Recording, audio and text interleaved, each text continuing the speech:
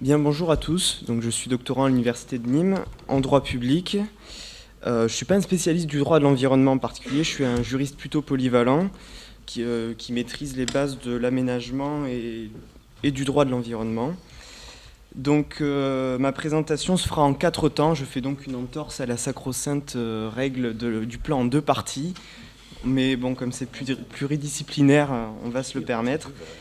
Donc, comme premier temps de ma réflexion, je vais aborder l'anticipation au service d'une appréciation globale des incidences sur l'environnement, à tous les niveaux d'évaluation environnementale. En fait, chacune des composantes de la séquence ERC, l'évitement, la réduction, la compensation, se fait par anticipation au regard d'un état initial. L'exigence d'anticipation et de prévention des impacts sur l'environnement du fait des projets vaut tout autant au niveau du projet lui-même qu'au niveau des plans et programmes, ce qui est très important. Car les plans et programmes fixent les orientations et objectifs des politiques qui concourent à l'aménagement et au développement durable.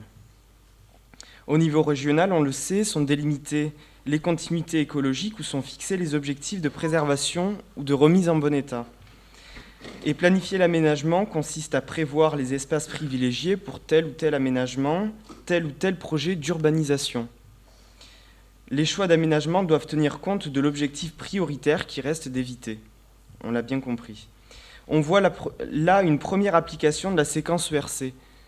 Donc il ne faut pas oublier que la séquence ERC s'applique aussi aux documents de planification, lors de la mise en place des documents de planification. La planification de l'aménagement suppose de prévoir de grandes orientations qui désormais ne sont plus exclusives de finalités environnementales. Pour le responsable d'un projet, la compensation doit être anticipée. Les mesures envisagées sont à exprimer dès le dépôt du projet. Une appréciation globale des incidences sur l'environnement est donc recherchée. L'évaluation successive des plans, des programmes, projets favorise une prise en compte élargie des enjeux environnementaux. Et le projet lui-même d'aménagement n'échappe pas à cette appréciation globale des incidences sur l'environnement.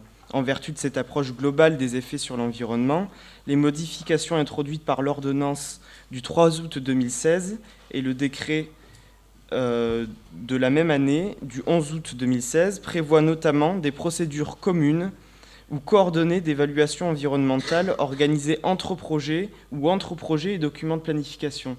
On voit bien là qu'on s'efforce de faire un pont entre la planification de l'aménagement et les projets en tant que tels. Et c'est très intéressant de le voir et de ne pas rester dans une vision isolée du projet d'aménagement. La logique d'intégration d'objectifs dans un deuxième temps, qui a déjà été évoquée par la spécialiste des questions éthiques. Donc, en fait, cette logique d'intégration d'objectifs renseigne sur la signification et la portée juridique qui est susceptible d'acquérir la séquence ERC. C'est une démarche d'intégration d'objectifs dans un projet.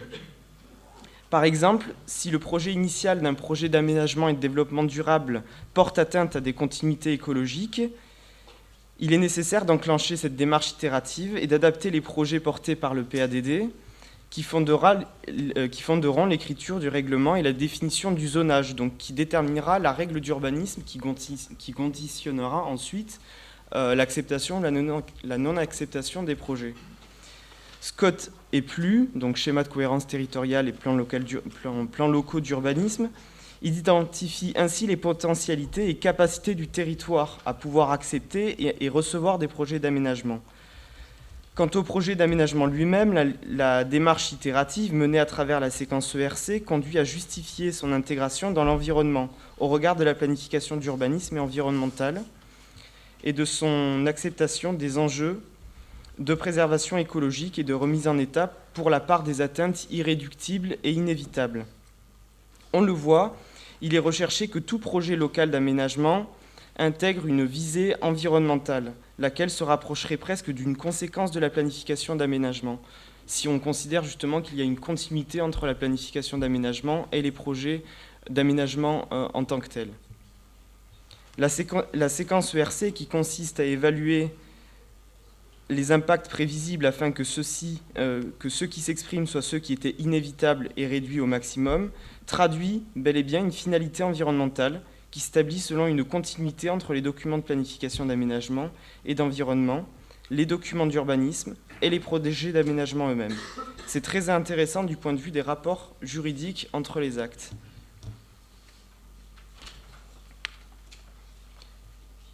Je poursuis ensuite avec le nécessaire renfort de la gouvernance autour du système de compensation par l'offre, puisque c'est autour de ce système de compensation que s'exprime le plus de crainte et aussi d'espoir.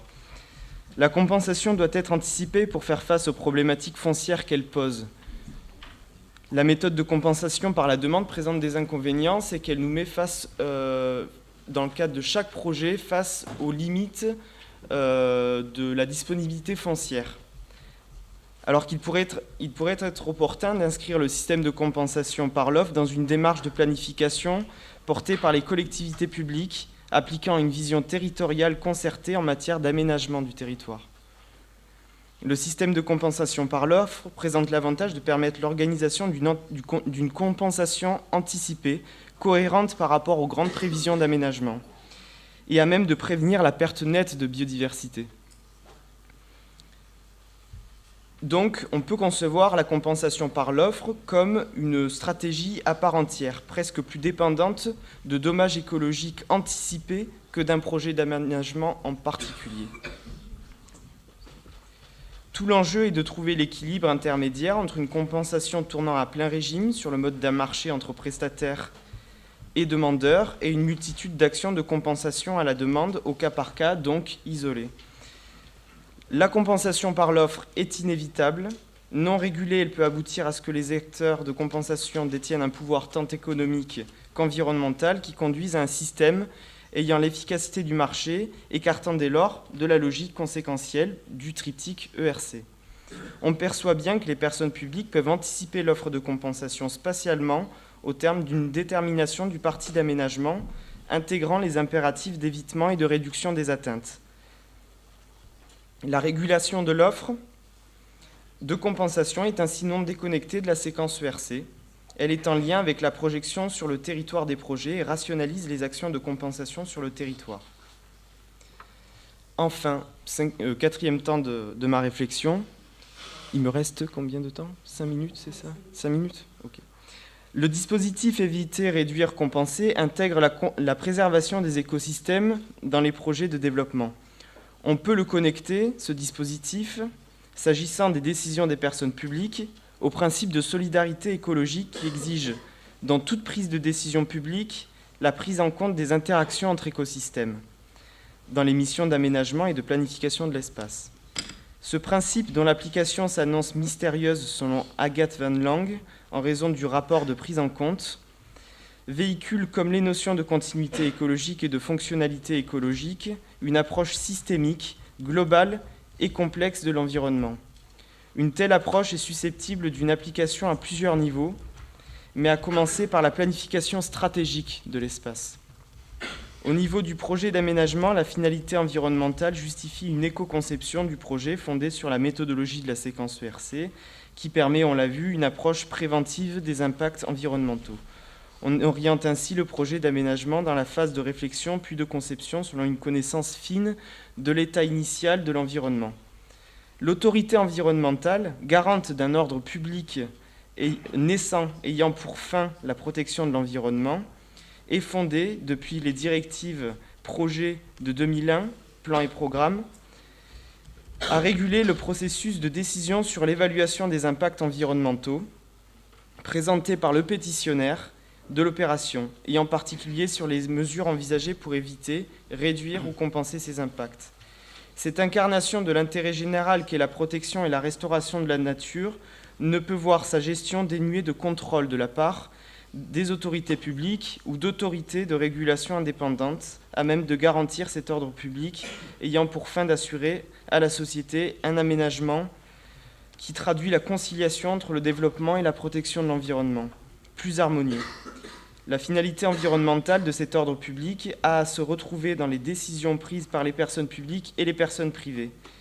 Cela soulève des enjeux cruciaux en ce qui concerne la politique mise en œuvre par les pouvoirs publics et ses moyens.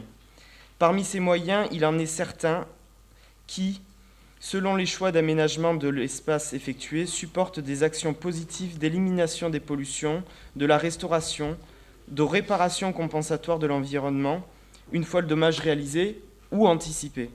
On remarque bien que des projets d'aménagement peuvent se voir reconnaître une finalité environnementale par la restauration et la valorisation du patrimoine écologique. Je vous remercie. Merci.